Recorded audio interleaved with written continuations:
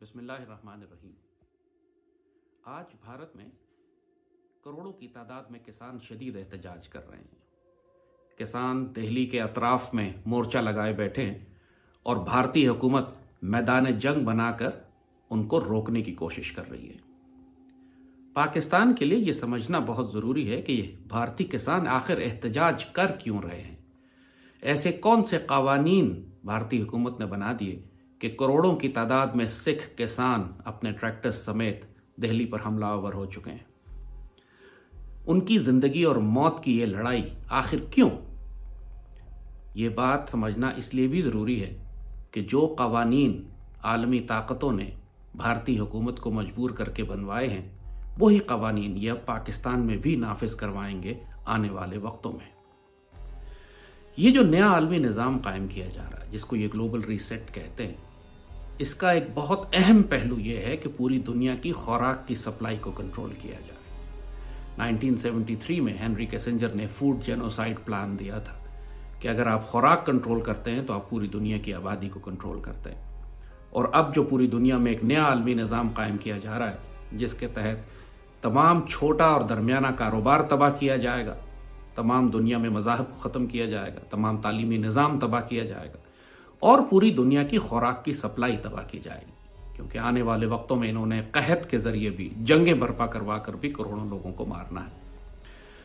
اس وقت قوانین یہ بنا دیے ہیں بھارت میں انہوں نے کہ بھارتی کسان جو اپنی زمین پر غلہ اگاتے تھے نہ وہ اپنی مرضی کا غلہ اگا سکیں گے، نہ وہ اس کی قیمت متعین کر سکیں گے، نہ اس کو عالمی منڈی میں یا کھلے بازار میں بیچ سکیں گے۔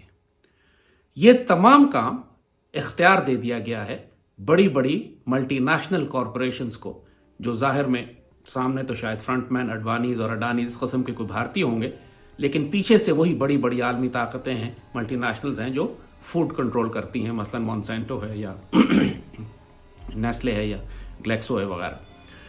تو بنیادی طور پر بھارتی کسان اب یہ سمجھ گیا ہے کہ اگر اس کو اختیار نہیں ہے اپنی فصل اگانے کا اور اس کو فروخت کرنے کا اور قیمت طے کرنے کا، تو پھر یہ کروڑوں کسانوں کی موت ہے۔ یہی قوانین اب پوری دنیا کے ہر ملک میں نافذ کیے جائیں گے۔ پاکستان میں بھی اسی قسم کا کام کرنے کی کوشش کی جا رہی ہے اور پاکستانی قوم اور حکومت کو بہت محتاط ہونا پڑے گا کہ ہم کہیں عالمی طاقت کے دباؤ میں آ کر اس قسم کی خودکشی نہ کر بیٹھیں۔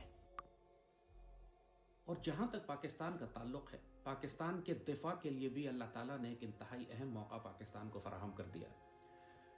نریندر مودی کھل کر گلگت بلتستان اور بلوچستان توڑنے کی بات کر رہا ہے۔ 1 لاکھ سے زائد پاکستانی شہید کروائے جا چکے ہیں پاکستان میں کہ اجیت کمار ڈوول اور اس کی تحریک طالبان اور بلوچستان لبریشن آرمی اور MQM کے دہشت گرد۔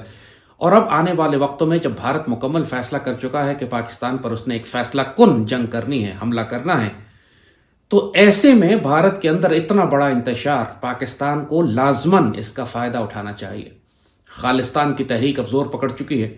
پوری دنیا سے سکھ اب پاکستان سے مدد طلب کر رہے ہیں کہ ہم کو بھارتی ہندوتوا ظلم کے خلاف پاکستان مکمل کھل کر سیاسی، سفارتی اور عسکری حمایت کرے تاکہ ایک آزاد خالستان ریاست کا قیام وجود میں لایا جا سکے۔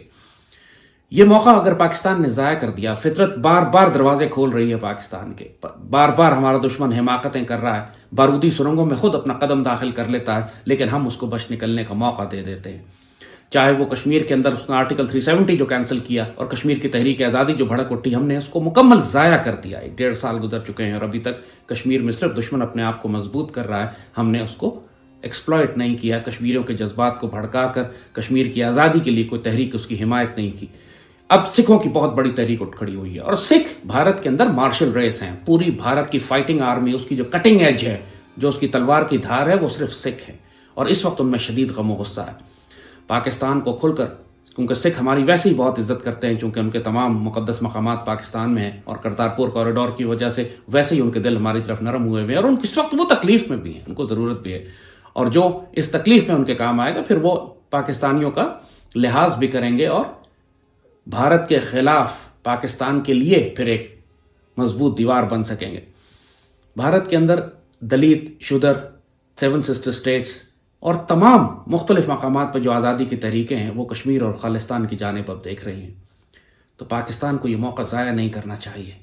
دہائیوں کے بعد ایسے موقع دوبارہ آتے ہیں، اور اللہ نہ کرے اگر ہم نے یہ موقع ضائع کر دیا، پھر جیسے ہم نے کہا کہ جنگ کو اگر ہم بھارت کے اندر لے کر نہ گئے تو جنگ پھر ہمارے گھروں میں، ہماری صفوں میں، ہمارے شہروں میں لڑی جائے گی۔ حکمرانوں کی یہ غلطیاں، ان کا کفارہ پھر ہمیں نسلوں میں دینا پڑے گا۔ ایسی غلطی نہ کریں، یہ اللہ بار بار ہمیں موقع دے رہا ہے، اس کو ضائع نہ کریں۔